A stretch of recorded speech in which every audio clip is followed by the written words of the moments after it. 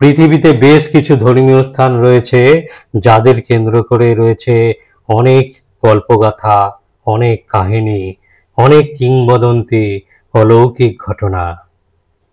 তা হিন্দুদের ধর্মীয় স্থান হোক, মুসলিমদের, খ্রিস্টানদের অথবা বৌদ্ধদের, যে ধর্মেরই হোক না কেন, সেই ধর্মীয় স্থানকে কেন্দ্র করে রয়েছে অনেক অলৌকিক কাহিনী। সেগুলি অলৌকিক কাহিনীর মোড়কে এতটাই জনপ্রিয় যে আপনার বিজ্ঞান মনস্কতাকে কমিউনিট দূরে সরিয়ে রেখে একটু শুনে নিতে পারেন সেই অলৌকিক ঘটনাগুলি। বিশ্বাস করতে হবে এমনটা বলছি না, তবে সেই সব ঘটনাগুলি শুনলে আপনিও যে রোমাঞ্চিত হবেন, আপনার মনও যে শিহরিত হবে, সেই আশাটুকু করতে পারি। এমনই রোমাঞ্চিত ঘটনা আবর্তিত হয় তমলুকের বর্গভীমা মন্দিরকে কেন্দ্র করে।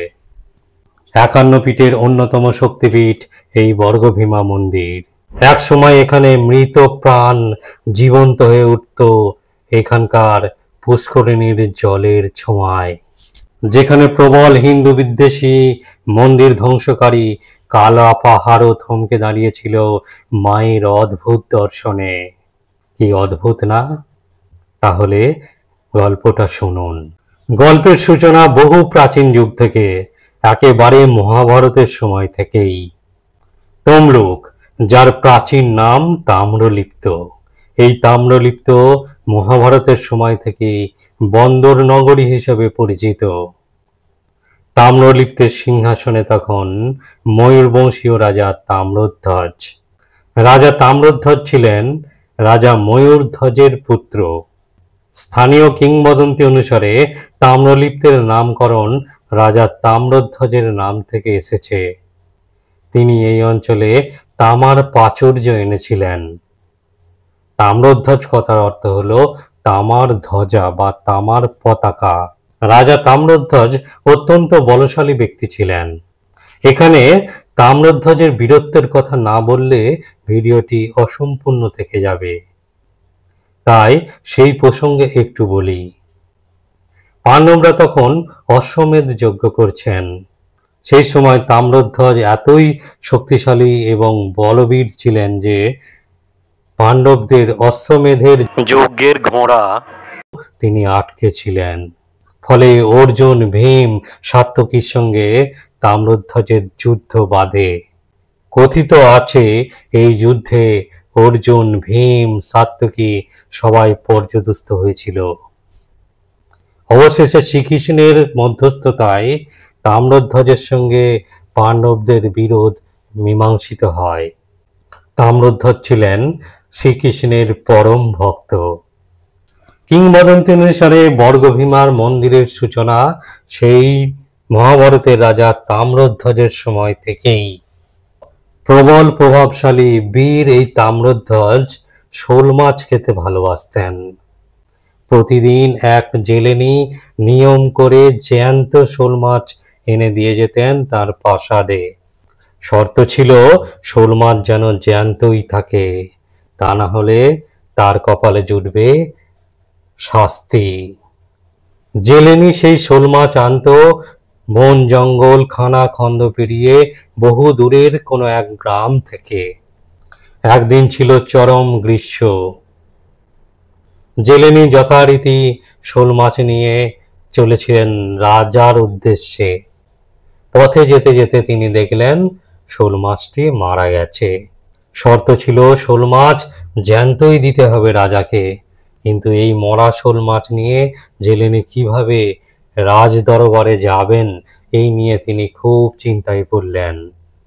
চিন্তা করতে করতে ক্লান্ত শরীরে তিনি জঙ্গলের কোনো এক গাছের তলায় বসলেন আর চিন্তা করতে লাগলেন তার শাস্তির কথা। শাস্তি মানে যা তা নয়, হয়তোবা মৃত্যুদণ্ড হতে পারে। এমন সময় এক কুমারী মেয়ে তার সামনে এসে উপস্থিত। তাকে জিজ্ঞাসা করলো, কি হয়েছে মা, তুমি এত চিন্তা করছো কিসের? তখন জেলেনি তার চিন্তার কারণ, সেই শোল মাছ, মৃত শোল মাছের কথা সেই কুমারী মেয়েকে বলল। কুমারী মেয়ে তখন বলল, তুমি চিন্তা করো না, এই সামনে যে পুকুর দেখছো সেই পুকুরের জল তুমি এই মাছের গায়ে ছিটিয়ে দাও, নিশ্চয়ই এই শোল মাছ জ্যান্ত হয়ে যাবে। প্রথমে জেলেনি বিশ্বাস করতে চাইছিল না, তবুও তিনি প্রাণনাশের ভয়ে সেই পুকুর থেকে এক হাজলা জল নিয়ে এসে তার মৃত শোল মাছের গায়ে ছিটিয়ে দিলেন। সঙ্গে সঙ্গে এক অদ্ভুত ঘটনা ঘটে গেল, মৃত শোল মাছ জ্যান্ত হয়ে গেল। আবার সেই জেলেনি সেই জ্যান্ত হওয়া শোল মাছ নিয়ে রাজার কাছে পৌঁছে দিলেন। এইভাবে দিনের পর দিন চলে। যেদিনই শোল মাছ মারা যায় সেদিন তিনি ওই পুকুরের জল নিয়ে এসে শোল মাছের গায়ে ছিটিয়ে দেন এবং শোল মাছ জীবন্ত হয়ে যায়। এইভাবে বেশ কিছুদিন চলার পর রাজার সন্দেহ হলো, এই জেলেনি কিভাবে প্রতিদিন তাকে জ্যান্ত শোল মাছ দিয়ে যায়। সেই রহস্যটা জানার জন্য তিনি জেলেনিকে আক্ষরিক অর্থে চাপ দিতে লাগলেন। তার সরল মনে তিনি সমস্ত ঘটনাটা সেই রাজার কাছে, রাজা তাম্রধ্বজের কাছে বলে দিলেন। রাজা তাম্রধ্বজ প্রথম প্রথম বিশ্বাস করছিলেন না, তবুও জেলেনির কথায় তিনি সেই জঙ্গলে সেই দৈব পুষ্করিণীর কাছে এলেন। এসে দেখলেন আরো অদ্ভুত কিছু। সেখানে তিনি সেই পুকুর তো দেখলেনই, দেখলেন সেই পুকুর থেকে উঠে এসেছে এক ব্রহ্মশিলা। সেই ব্রহ্মশিলার মধ্যে রয়েছেন এক দেবী মূর্তি। রাজা তাম্রধ্বজ সেই দিন সেই পুকুরের দৈব মাহাত্ম্য বুঝলেন। রাজা তাম্রধ্বজ সেই দৈব পুকুরের কাছেই এক মন্দির নির্মাণ করলেন। সেই মন্দিরে স্থাপনা করলেন সেই ব্রহ্মশিলা সমন্বিত দেবী প্রতিমাকে।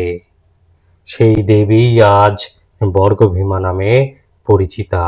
মন্দিরের গঠনশৈলী এত নিপুণ, এত নিখুঁত যে কথিত আছে, এটাও কিংবদন্তিতে বলা আছে যে দেবশিল্পী বিশ্বকর্মাই নাকি এই মন্দির প্রতিষ্ঠা করেছিলেন, মন্দির নির্মাণ করেছিলেন। পৌরাণিক কাহিনী মতে এখানে সতী অঙ্গের গোড়ালি পতিত হয়েছিল।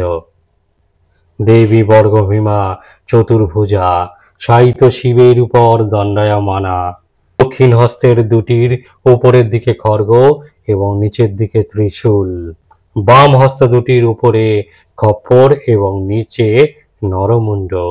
একটি কালো পাথরে দেবী মূর্তি খোদাই করা। দেবী নানাবিধ স্বর্ণ এবং রৌপ্য অলঙ্কারে ভূষিতা। প্রভাতে এবং সন্ধ্যায় নিত্য পূজার সময় মন্দিরের আনাচে কানাচে প্রতিধ্বনিত হয়ে ওঠে দেবীর ধ্যান ও মন্ত্র। কৃষ্ণবর্ণাং চতুর্ভুজাং মুণ্ডমালা বিভূষিতাং, দক্ষিণে খর্গশূলঞ্চ তীক্ষ্ণধারা দুরাসদম, বামে খপ্পর মুণ্ডঞ্চ লৌলজিহ্বাং ত্রিলোচনাং, ব্যাঘ্রচর্মা পরিধানাং ভীমা দেবীং শবাসনম।